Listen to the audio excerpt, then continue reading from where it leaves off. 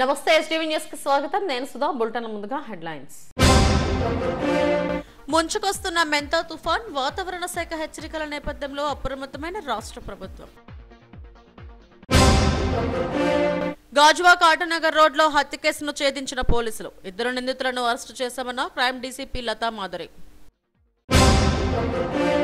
భారీ వర్షాలతో నిండుకుండలా మారిన తిరుమలలోని జలాశయాలు. పాప వినాశనం డ్యాం వద్ద ప్రత్యేక పూజలు నిర్వహించిన chairman BR Naidu. Visakha railway స్టేషన్లో అక్రమంగా గంజాయి తరలింపు. 6 కేజీల గంజాయిని పట్టుకున్న రైల్వే పోలీసులు. మొంతా తుఫాన్ ముంచుకొస్తుంది. ఆగ్నేయ బంగాళాఖాతంలో తీవ్ర వాయుగుండంగా కేంద్రీకృతమైంది. రాబోయే 24 గంటల్లో తుఫాన్గా బలపడే అవకాశం ఉంది. తుఫాన్ హెచ్చరికల నేపథ్యంలో రాష్ట్ర ప్రభుత్వం, జిల్లా యంత్రాంగం అప్రమత్తమైంది. హోంమంత్రి అనిత అధికారులతో సమీక్ష నిర్వహించారు. తుఫాన్ ప్రభావిత ప్రాంతాలను అప్రమత్తం చేయాలని ఆదేశించారు. మెంతా తుఫాన్ ప్రభావం రాష్ట్రంపై గట్టి ప్రభావం చూపనుందని భారత వాతావరణ శాఖ హెచ్చరించింది. తీరం దాటే క్రమంలో సముద్రం అల్లకల్లోలంగా మారుతుందని స్పష్టం చేశారు. గంటకు 110 కిలోమీటర్ల వేగంతో బలమైన ఈదురుగాలులు వీస్తాయని, భారీ వర్షాలు నమోదవుతాయని తెలిపింది. ప్రధానంగా ఉభయ గోదావరి జిల్లాలతో పాటు ఉత్తరాంధ్ర జిల్లాలకు భారీ హెచ్చరికలు జారీ చేశాయి. వాయుగుండం ప్రభావంతో రాష్ట్ర ప్రభుత్వం, జిల్లా యంత్రాంగాలు అప్రమత్తమయ్యాయి. ఇప్పటికే విశాఖ కలెక్టరేట్లో కంట్రోల్ రూమ్ ను ఏర్పాటు చేసి షిఫ్ట్ల వారీగా సిబ్బందిని నియమించారు. తుఫాన్ వల్ల భారీ వర్షాలు, పెనుగాలులు వీచే అవకాశం ఉన్నందున ఎలాంటి అంతరాయం కలిగినా వెంటనే పునరుద్ధరించడానికి అధికార యంత్రాంగాన్ని అప్రమత్తం చేశారు. బంగాళాఖాతంలో వాయుగుండం కొనసాగుతుందని విశాఖ తుఫాను హెచ్చరికల కేంద్రం తెలిపింది. గడిచిన 6 గంటల్లో గంటకు 8 కిలోమీటర్ల వేగంతో వాయుగుండం కదిలిందని అధికారి తెలిపారు. ఉత్తర వాయువ్య దిశగా కదులుతూ మంగళవారం రాత్రి తీరం దాటే అవకాశం ఉందని ప్రజలు అప్రమత్తంగా ఉండాలని సూచించారు. విశాఖపట్టణానికి 830 కిలోమీటర్ల దక్షిణ ఆగ్నేయ దిశలోనూ, కాకినాడకు కూడా 800 కిలోమీటర్ల దూరంలో ఉన్నప్పటికీ ఆగ్నేయ దిశలో ఉన్నది. ఇక గోపాల్పూర్, ఒరిస్సాలోని గోపాల్పూర్కు 930 కిలోమీటర్ల దూరంలో దక్షిణ ఆగ్నేయ దిశలో కొనసాగుతుంది. ఇది రాబోయే 24 గంటల్లో పశ్చిమ వాయువ్య దిశలో పయనించి చక్రవాతం లేదా తుఫానుగా పరిణమించే అవకాశం ఉంది. చక్రవాతం అయ్యే సమయానికి అది నైరుతి బంగాళాఖాతం, దానికి ఆనుకుని ఉన్న పశ్చిమ మధ్య బంగాళాఖాతంలో ఉండే అవకాశం ఉన్నది. 28వ తేదీ నాటికి అది మరింత వాయువ్య దిశలో పయనించి తదుపరి ఉత్తర వాయువ్య దిశలో పయనించి తీవ్ర సైక్లోన్గా పరిణమించే అవకాశం ఉంది. తరువాత ఉత్తర వాయువ్య దిశలోనే పయనించి 28వ తేదీ సాయంత్రం, రాత్రి మధ్య ప్రాంతంలో ఆంధ్రప్రదేశ్ తీరాన్ని మచిలీపట్నం, కళింగపట్నం మధ్య అనగా కాకినాడకు సమీపంలో తీరాన్ని తాకే అవకాశం ఉన్నది. తీరాన్ని తాకే సమయంలో గాలుల యొక్క వేగం 90 నుంచి 100 కిలోమీటర్లు, గరిష్టంగా 110 కిలోమీటర్ల వేగం ఉండే అవకాశం ఉంది. ఇక ఆ సమయంలో సాధారణ ఆటుపోట్ల కన్నా 1 మీటర్ వరకు ఆ ప్రాంతంలో ల్యాండ్ ఫాల్ అయ్యే ప్రాంతంలో 1 మీటర్ ఎత్తు వరకు స్టార్మ్ సర్జ్ ఉండే అవకాశం ఉంది. ఇక ఈరోజు 26వ తేదీన ఆంధ్రప్రదేశ్ కోస్తా తీరంలో చాలా చోట్ల తేలికపాటి నుంచి మోస్తరు వర్షాలు ఉండే అవకాశం ఉంది. 1-2 చోట్ల భారీ వర్షపాతం నమోదయ్యే అవకాశం ఉంది. రేపు అనగా 27వ తేదీన ఎక్కువ ప్రాంతాలలో తేలికపాటి నుంచి మోస్తరు వర్షాలు ఉంటూ భారీ నుంచి అతి భారీ వర్షపాతాలు 1-2 ప్రాంతాల్లో నమోదయ్యే అవకాశం ఉన్నది. 28వ తేదీ నుంచి వర్షపాతం యొక్క క్షేత్రీయ విస్తృతి, తరువాత తీవ్రత పెరిగే అవకాశం ఉంది. కాబట్టి అత్యధిక ప్రాంతాలలో తేలికపాటి నుంచి మోస్తరు వర్షాలు పడటంతో పాటు కొన్ని ప్రాంతాలలో హెవీ టు వెరీ హెవీ అంటే భారీ నుంచి అతి భారీ వర్షపాతం, 1-2 చోట్ల అత్యంత భారీ వర్షపాతం నమోదయ్యే అవకాశం 28వ తేదీన ఉన్నది.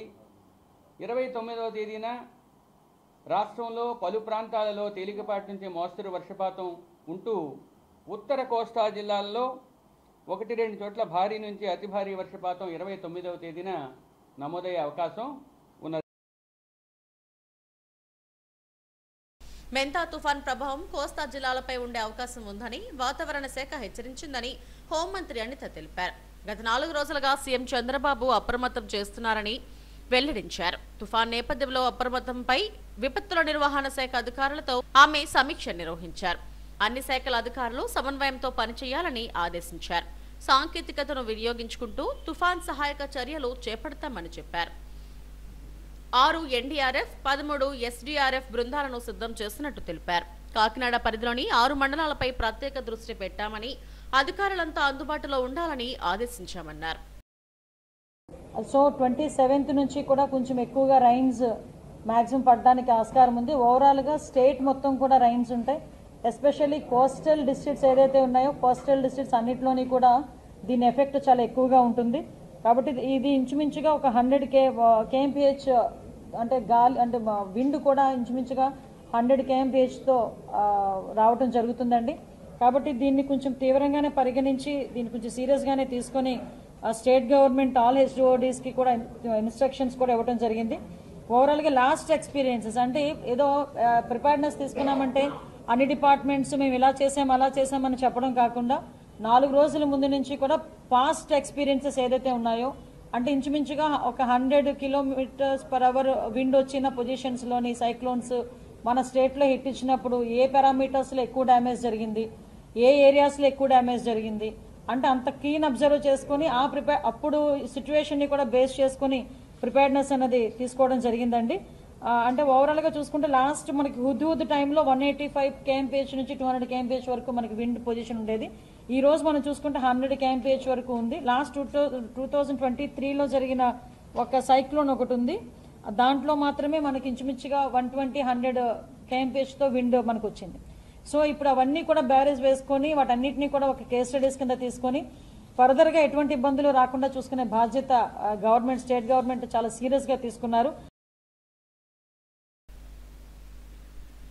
మెంతా తుఫాన్ ప్రభావం నేపథ్యంలో సోమవారం జరగాల్సిన పీజీఆర్ఎస్ ను రద్దు చేస్తున్నట్టు విశాఖ జిల్లా కలెక్టర్ హరీందర్ ప్రసాద్ ప్రకటించారు.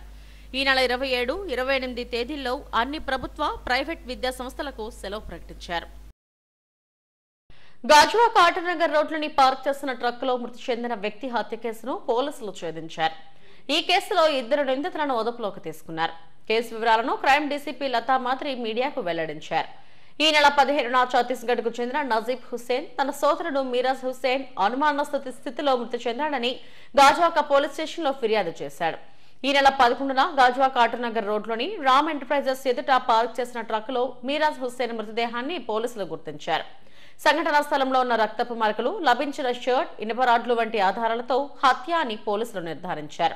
మృతుని వద్ద లభించిన మొబైల్ ఫోన్ ద్వారా పోలీసులు ఛత్తీస్గఢ్ రాష్ట్రం మహాసముంద్ జిల్లా సరైపాలి గ్రామానికి చెందిన నిందితులు డ్రైవర్ ఇంద్రపాల్ సింగ్ రాజ్బుత్, క్లీనర్ రతి నాయకులుగా గుర్తించారు. వీరిని అదుపులోకి తీసుకుని విచారించారు. డబ్బు దోచుకోవాలనే ఉద్దేశంతో మీరాజ్ హుస్సేన్ ను తలపై ఇనుపరాడ్డుతో కొట్టి హతమార్చినట్టు నిందితులు ఒప్పుకున్నారని డీసీపీ లతా మాధురి తెలిపారు. కేసును ఛేదించిన గాజువాక పోలీసులను అభినందించారు. ఈ సమావేశంలో ఏసీపీ శ్రీనివాసరావు, సీఏ పార్థసారథి తదితరులు పాల్గొన్నారు. అండర్ సెక్షన్ అనుమానాస్పద మృతి 195 మనకి డెడ్ బాడీ అది కనిపించేటప్పటికి మనం గుర్తించేటప్పటికి ఒక 2 days బాగా డీకంపోజ్ స్టేట్లో దొరికింది. మనకి ఇమీడియట్గా కేసు రిజిస్టర్ చేసి దర్యాప్తు ప్రారంభించారు గాజువాక ఎస్హెచ్ఓ గారు అండ్ ఇనీషియల్గా ఐఓ హరికృష్ణ ఎస్ఐ గారు టేకప్ చేశారు. దాంట్లోని మనకి ఎవరు ఈ పలానా వ్యక్తి ఎవరు వాళ్ళండి వీళ్ళిద్దరూ కూడాను. ఒక అతని పేరు ఇంద్రపాల్ అని, ప్రధాన ముద్దాయి ఇంద్రపాల్, రెండో అతని పేరు రతి నాయక్ అని. ఈ ఇంద్రపాల్ ఎవరైతే ఉన్నారో A1 ఇతని మీద గతంలో 2022లో ఛత్తీస్గఢ్లో 2 రాబరీ కేసులు, అండ్ ఆల్సో కొన్ని అశ్లీలతకు సంబంధించిన సెక్షన్ల కింద కూడా కేసులు నమోదై ఉన్నాయి ఛత్తీస్గఢ్లో. ఉన్నారు ఈ ట్రక్ డ్రైవర్కి ఒరిస్సాలోని లిఫ్ట్ అడిగారు. యాక్చువల్గా వాళ్ళు ముద్దాయిలు బెంగళూరు వెళ్ళటానికి ఇనీషియల్ ప్లాన్. అయితే ఈయన వైజాగ్ లోడ్తో వస్తున్నాడు, స్టీల్ ప్లాంట్లో ఈ లోడ్కి తీసుకొని వస్తున్నాడు. ఇతన్ని లిఫ్ట్ అడిగారు, తీసుకొచ్చారు. ఇక్కడ వాళ్ళ మధ్య ట్రాన్సాక్షన్స్ జరిగినాయి, వాళ్ళకి బుద్ధి పుట్టింది. అప్పటికే ఒక హత్య చేసి పారిపోయి వస్తున్నాడు ఈ ముద్దాయి ఒరిస్సాలో. టార్గెట్ చేసి ఇతన్ని చంపి ఇతని దగ్గర ఉన్న క్యాష్ కొంతను ఫోనును ఒక రాడ్తో ఇనప రాడ్తోటి గట్టిగా మోది చంపేసి ఇతని దగ్గర ఉన్న ఫోను డబ్బులు తీసుకుపోయడం జరిగింది. అది కూడా రికవర్ అయ్యింది. మొబైల్ రియల్మీ మొబైల్ రికవర్ అయ్యింది మృతుడిది.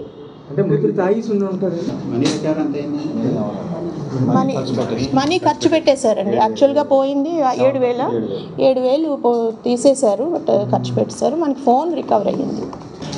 అంటే మొదటగా ఎలాంటి క్లూ లేని చోట క్లూ ముద్దాయిలు ఎవరో తెలియదు. అలాంటి క్లూ లేని చోట క్లూ సంపాదించి ఛత్తీస్గఢ్ ముద్దాయిల్ని అంటే అంతరాష్ట్ర పట్టుకోవడం అనేది ఇది గాజువాక పోలీస్ చేసిన గొప్ప పని అని చెప్పి సిపి గారు బాగా అప్రిషియేట్.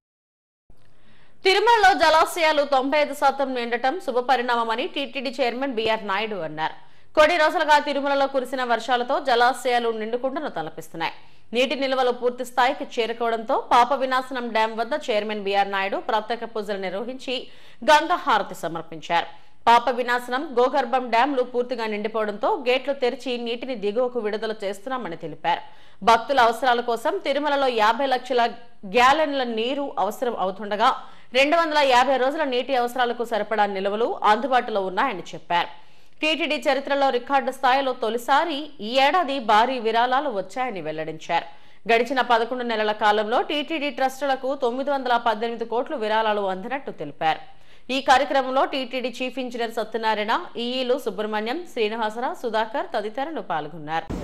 తిరుమలకి కావాల్సినటువంటి నీరు ఏదైతే ఉందో రోజుకి 50 లక్షల గ్యాలన్లు కావాలి. 50 లక్షల గ్యాలన్లో 25 లక్షల గ్యాలన్లు మనకి కళ్యాణి డ్యామ్ నుంచి వస్తే మిగిలిన 25 లక్షల డ్యాములు వాటర్ ఈ 4 డ్యాముల నుంచి వస్తుంది. కాబట్టి రాబోయే 9 నుంచి 10 నెలల వరకు పుష్కలంగా నీరు లభించే అవకాశం ఉంది. కాబట్టి మీరు చూసే ఉంటారో, మీరు గత 11 నెలల్లో టీటీడీకి అత్యధికంగా టీటీడీ పుట్టినప్పటి నుంచి ఇప్పటి వరకు నాకు తెలిసి మనకు 918 కోట్ల రూపాయలు ఏదైతే ఉందో అది డొనేషన్స్ వచ్చాయి. అదేవిధంగా ఇప్పుడు చూసినట్లయితే నిండుకుండలాగా ప్రాజెక్టులన్నీ కూడా నిండుకున్నాయి. ఇవన్నీ కూడా మనకి రాబోయే కాలానికి శుభపరిమాణం అని చెప్పేసి నేను ఈ సందర్భంగా తెలియజేస్తున్నాను. దీనికి దోహదపడినటువంటి ప్రతి ఒక్కరికి ఎవరైతే ఉన్నారో ఇక్కడ నిర్వాహకులు, వాళ్ళు ఎప్పటికప్పుడు గమనిస్తూ వాటర్ని వడబోసి చేస్తున్నారు.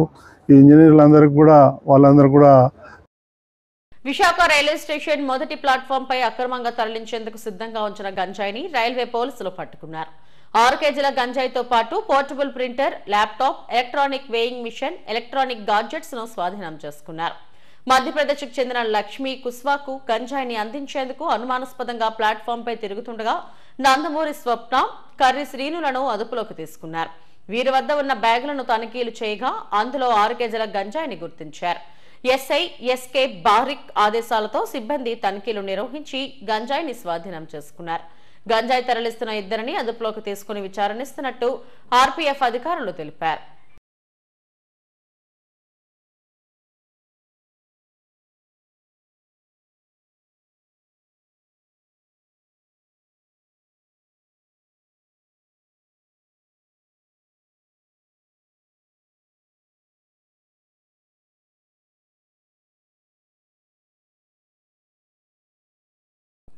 తిరుమల శ్రీవారిని పలువురు ప్రముఖులు దర్శించుకున్నారు.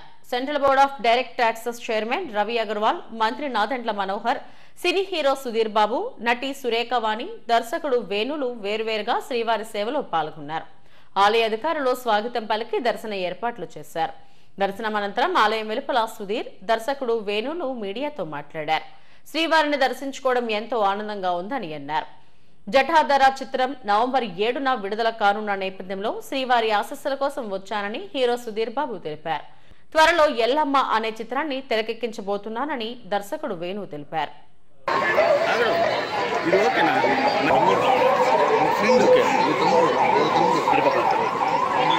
నవంబర్ 7న రిలీజ్ అవుతుంది. వెంకటేశ్వర స్వామి దర్శనానికి వచ్చాము. ఆయన బ్లెస్సింగ్స్ కావాలి. మా సైడ్ నుంచి మా టీం అందరం మా కృషి మేము చేసాం. ఇంకా స్వామి బ్లెస్సింగ్స్ కోసమే వెయిటింగ్. ఆల్మోస్ట్ 2 సార్లైనా సంవత్సరంలో వస్తూ ఉంటాం. మంచి దర్శనం అయింది. సో చాలా హ్యాపీగా ఉంది.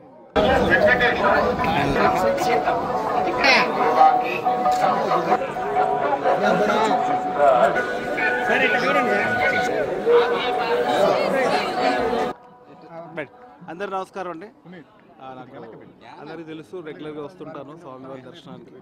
సో చాలా చక్కగా జరిగింది దర్శనం, వెంకటేశ్వర స్వామి దర్శనం. సో మా పాపది మొక్కు ఉంది, మొక్కు కోసం వచ్చాము. బాగా జరిగింది. త్వరలో నా ఎల్లమ్మ సినిమా కూడా స్టార్ట్ కాబోతుంది. ఒక 2 వీక్స్ 3 వీక్స్లో ఒక అఫీషియల్ మా ప్రొడక్షన్ నుంచి అనౌన్స్మెంట్ వస్తుందండి. సో వస్తుంది, ఇంకా అఫీషియల్గా ప్రొడక్షన్ నుంచి వస్తుందండి. సో మంచి ఎగ్జైట్మెంట్ ప్రాజెక్ట్ ఉంటుంది. సో ఆర్ఎస్ఎస్ శతవసంత ఉత్సవాల్లో భాగంగా నేషనల్ మెడికోస్ ఆర్గనైజేషన్ ఆధ్వర్యంలో విశాఖలో 100 మెడికల్ క్యాంపులు నిర్వహించారు. ఇసుక తోటలోని డాక్టర్ బిఆర్ అంబేద్కర్ కమ్యూనిటీ హాల్లో నిర్వహించిన వైద్య శిబిరానికి మంచి స్పందన వచ్చింది. వైద్యులు రోగులను పరీక్షించి ఉచితంగా మందులను పంపిణీ చేశారు.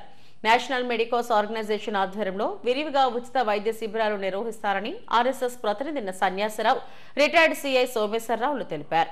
పేదలు నివసించే చోట ఇలాంటి శిబిరాలు నిర్వహించడం ద్వారా వారికి ఎంతో ఉపయోగకరంగా ఉంటుందని అన్నారు. ఆర్ఎస్ఎస్ శతవసంత ఉత్సవాల్లో భాగంగా ఈ క్యాంప్ జరుగుతుందని తెలిపారు. నేషనల్ మెడికో ఆర్గనైజేషన్ని దేశంలో స్థాపించడం జరిగింది. దాని ద్వారా స్లమ్ ఏరియాస్లోను, పేదలు ఉండేటువంటి ప్రాంతాల్లోనూ, చిన్న చిన్న వీధుల్లోనూ ఎక్కడైతే అతి పేదవాళ్ళు ఉంటారో అక్కడ ఈ మెడికల్ క్యాంపులు ఏర్పాటు చేయడం కోసం ఏర్పడినటువంటి వ్యవస్థ ఇది. దీనిలో భాగంగా ఈవేళ మన సిటీలో విశాఖపట్నం నగరంలో 100 క్యాంపులు జరుగుతున్నాయి.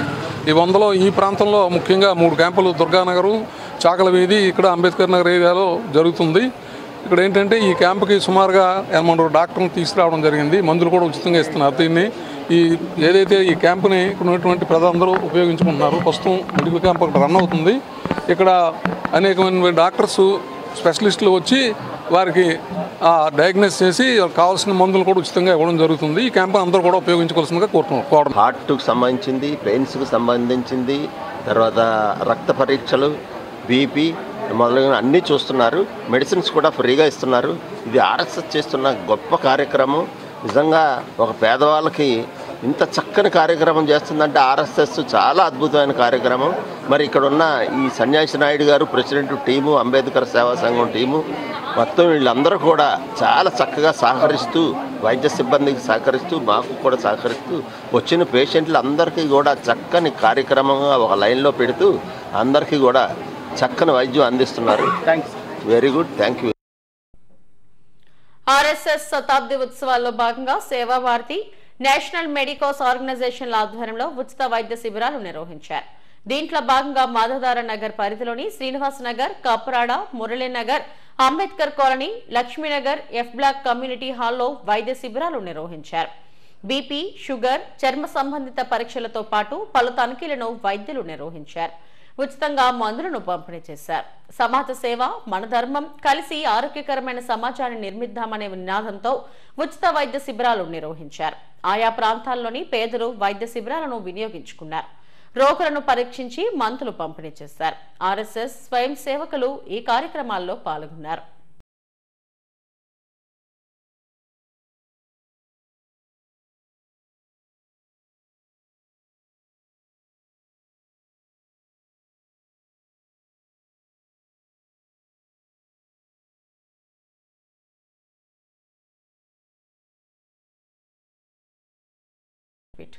మరిపాలెం మహారాణి వీధిలోని జై భీమ్ జైరామ్ సంక్షేమ సంఘం ఆధ్వర్యంలో గౌరీ పరమేశ్వరుల ఉత్సవాలు ఘనంగా జరిగాయి.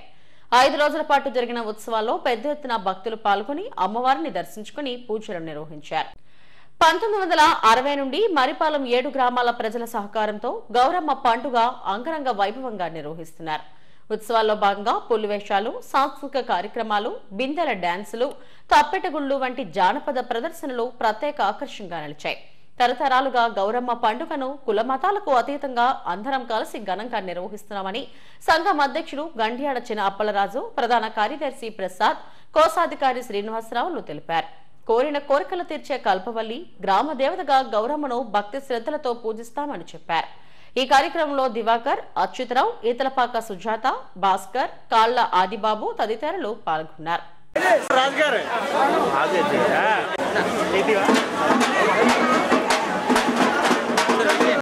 దీపావళి నాడు తీసుకొచ్చి నాగల చవితి రోజు అనుపుతాం. ఇందులో మనకి ఏమిటంటే సాంస్కృతిక కార్యక్రమాలు కూడా ఉంటాయి.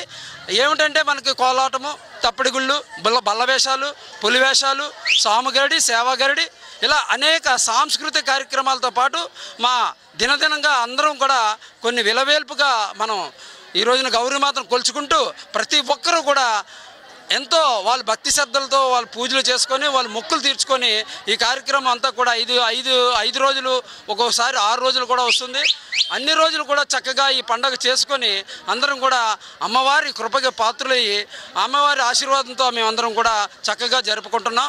మీరు ఈ అవకాశం ఇచ్చినందుకు ధన్యవాదాలు తెలియజేస్తాం. చాలా చక్కగా కాపాడుతూ వస్తుంది కనుక మేము యావత్ కులం మా సంఘం అంటే ఇది మా ఒక కులం పేరు మీద ఉన్నది సంఘం. డాక్టర్ బిఆర్ అంబేద్కర్ మెమోరియల్ సంఘాన్ని జై భీమ్ అండ్ జై రామ్ మెమోరియల్ అసోసియేషన్గా సంక్షేమ సంఘంగా మార్చుకున్నాం. మరి మాకంటే పెద్దలు అచ్యుతరావు గారు, పారన్న గారు, వీళ్ళందరూ వాళ్ళకంటే పెద్దలు ఈ పండుగను జరిపి మాకు వాళ్ళ వెనకతల మేము గ్రామంలో సభ్యులుగా మరి ఈ పండుగ నిర్వహిస్తున్నాం. మరి ఈ యొక్క కార్యక్రమంలో చాలామంది విరాళాలు ఇచ్చి ఈ యొక్క గౌరీ పరమేశ్వరులకు కృపకు పాత్రులు అవుతారు. మరి ఈ యొక్క పండుగను దిగ్విజయంగా గణనీయంగా అందరూ కూడా మాకు గ్రామస్తులు మరి మా ఇరుగు పొరుగునున్న 7 గ్రామాలు కూడా సహకరిస్తూ ఉంటారు. ఈ యొక్క పండుగను మంచిగా మేము ప్రతి ఏడాది కూడా జరుపుకొని మంచిగా చేసుకుంటాం. నాగల చవితి పర్వదినాన్ని పురస్కరించుకుని తిరుమలలో శ్రీదేవి భూదేవి సమేత మలయప్ప స్వామివారు పెద్దశేష వాహనంపై భక్తులకు దర్శనమిచ్చారు. స్వామి, అమ్మవారు తిరుమాడ వీధుల్లో దర్శనమివ్వగా పెద్ద సంఖ్యలో భక్తులు స్వామివారిని దర్శించుకున్నారు. సర్పరాజై ఆదిశేషువు జగన్నాథునికి నివాస భూమిగా, తల్పంగా, సింహాసనంగా స్వామివారికి విశేష సేవలందించినట్టు పురాణాలు చెబుతున్నాయి. వెంకటేశ్వర స్వామి సహస్రనామాలతో శేషసాయి, శేషస్తుత్యం, శేషాద్రి నిలయం అంటూ నిత్య పూజలు అందుకుంటున్నారు. అటు రామావతారంలో లక్ష్మణుడిగా, కృష్ణావతారంలో బలరాముడిగా స్వామివారికి అత్యంత సన్నిహితంగా వ్యవహరించిన ఆదిశేషువు శ్రీవైకుంఠంలోని నిత్య సూర్యులలో ఆద్యం. ఇలా స్వామివారి దాస భక్తికి మారు రూపంగా నిలిచే తన ప్రియ భక్తుడైన ఆదిశేషుడిపై ఉభయ దేవేరులతో కలిసి విహరిస్తూ భక్తులకు అభయమిచ్చారు. అందుకే స్వామివారి బ్రహ్మోత్సవ వాహన సేవలో కూడా తొలి ప్రాధాన్యత ఆదిశేషునికే ఇచ్చారు. ఈ కార్యక్రమంలో చిరంజీఆర్ స్వామి, మంత్రి Nadendla Manohar, TTD chairman BR Naidu తదితరులు పాల్గొన్నారు.